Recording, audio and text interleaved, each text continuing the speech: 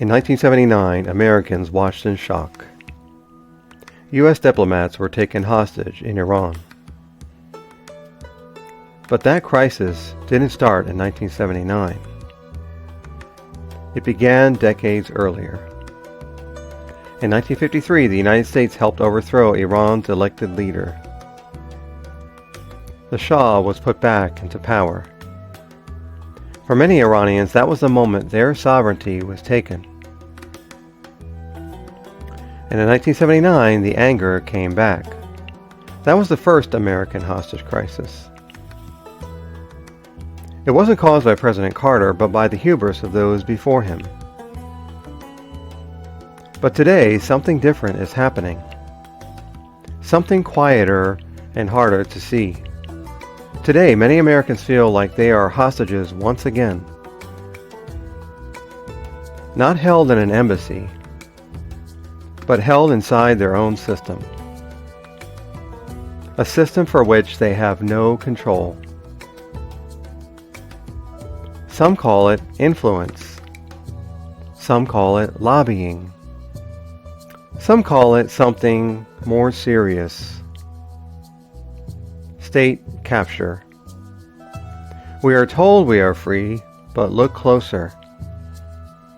Why are we involved in so many conflicts that most Americans never voted for? Wars that stretch for years. Sometimes decades.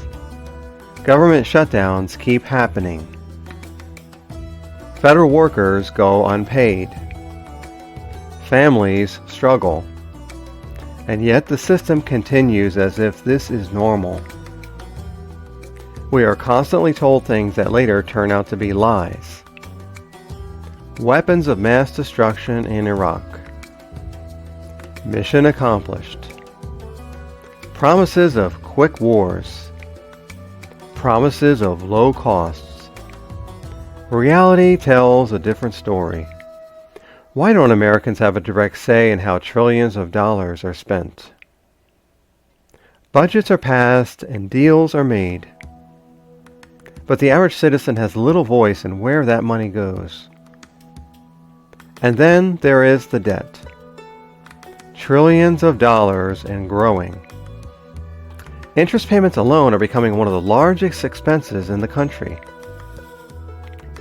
Money spent not on the future, but on the past. And the impact doesn't stop at America's borders. Millions of people around the world have been displaced by these wars. Families forced from their homes. Children growing up without stability. Entire regions left in chaos. They aren't called hostages, but in many ways they are trapped by decisions they never made. Caught in the crossfire of power, politics, and miscalculation. Held in place by forces far beyond their control. So people begin to ask, who is really in control? Is it voters? Or is it networks of influence that operate beyond elections? Some point to powerful allies.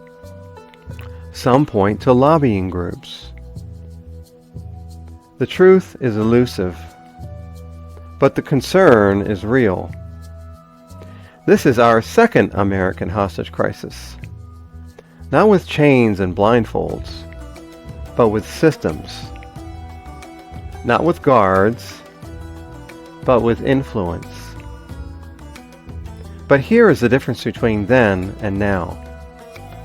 In 1979, Americans were waiting to be rescued from others. Today, the question is different. Can we reclaim our own system? Hope doesn't come from pretending everything is fine. Hope comes from awareness, from asking pointed questions, from demanding accountability, from refusing to accept that this is simply the way things will always be. Systems can change, but only when people decide they must. This isn't the end of the story. It is the moment when people begin to see clearly. If this reached you, please share this video, like, and subscribe. Let's keep asking the questions that matter. Let's break free from our captors. Thank you.